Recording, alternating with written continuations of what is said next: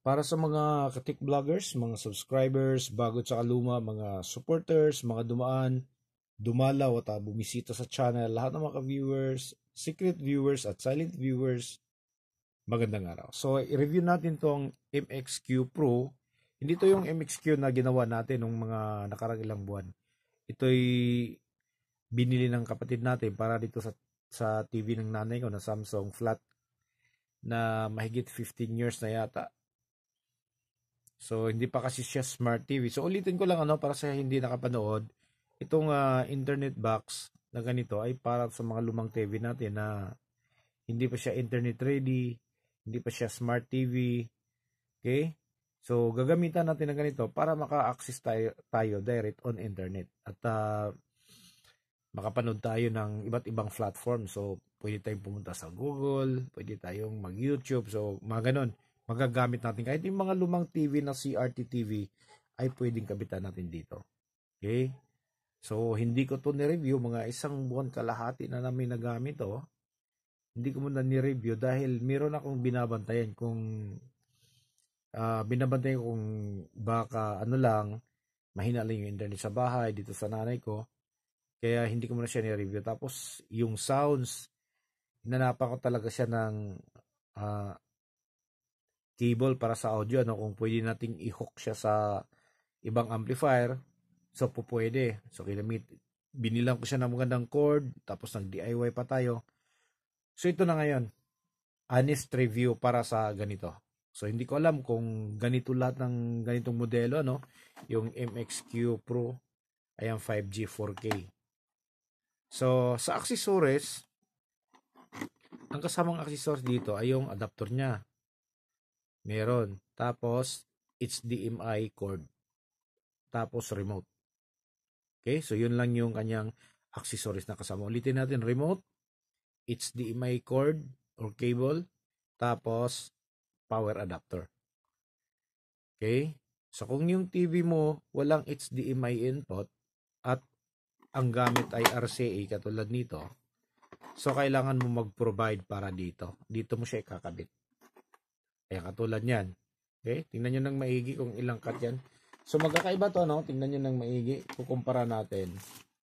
Para meron kayong guide kapag bumili kayo. Ayan, Okay, tingnan nyo. Dalawa lang yon. Ito, pang audio lang to, Pang sounds lang ito. Kailangan mo dito tatlo. Tingnan nyo.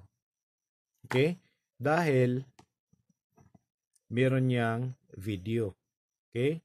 So, yung kulay pula, tsaka kulay puti, ito yung sa sounds, left and right. Yung kulay dilaw naman, ito yung para sa picture o video. So, dito kinakabit yan. Ganyan. Okay? So, ito yung hindi kasama kapag binili mo. Kailangan mong mag-provide ng ganito para magamit mo doon sa gagamitin mong TV na walang HDMI input. So, kailangan mong bumili ng ganito. Okay? Tapos, ano pa ba? So, nung tinatry ko na to, kasi nga, syempre gusto ng mga tao dito sa amin na paminsan-minsan kumanta, okay? Lalo na kapag may mga activity dito sa bahay, dito yung mga pinsan, gusto nilang kumanta gamit yung internet. Okay, so, kinabitan natin, ng ganito. So, nag-provide tayo. So, hindi pa rin umobra. Nag-DIY tayo. So, napansin ko, kahit nagamitan mo siya ng ganito, ayan, gusto mong gumamit ng left and right, yung out pala nito ay iisa lang. Isa lang. Either left or right. Mono lang yung yung kabila ay wala. Okay? Walang audio na lumalabas. Yung isa lang yung lumalabas either sa pula or sa puti. Ulitin ko, ito dapat stereo yung lumalabas. Left and right. Pero, iisang signal lang yung lumalabas dito. Sa ganito. Okay?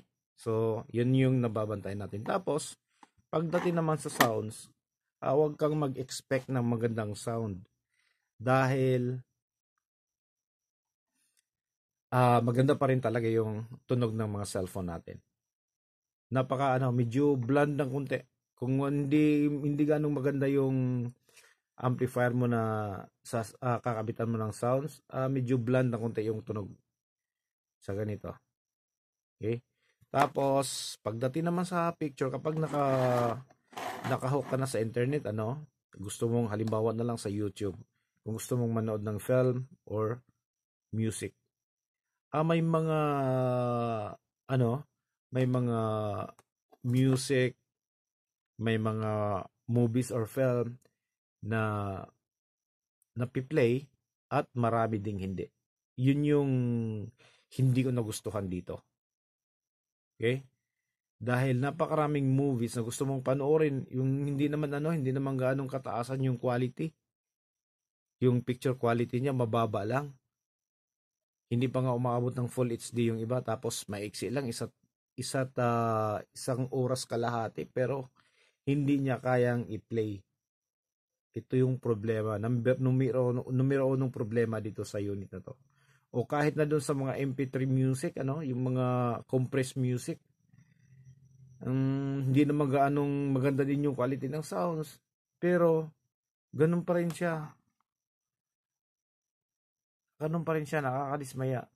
Hindi pa rin niya kayang i-play.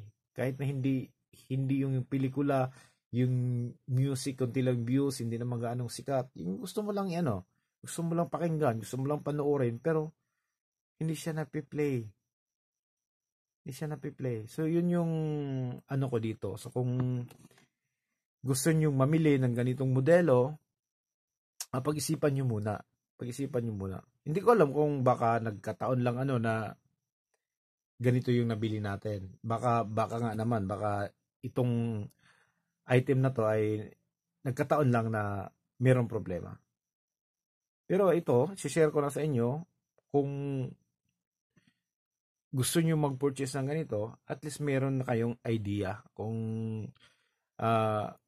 magkakaproblema mo kayo sa sounds kung isang channel lang yung tutunog, at kung hindi siya nagpi-play sa lahat ng mga movies and music sa internet. Tapos medyo naglo-load siya, bumabagal siya, hindi siya gaanong mabilis katulad ng ibang mga internet packs.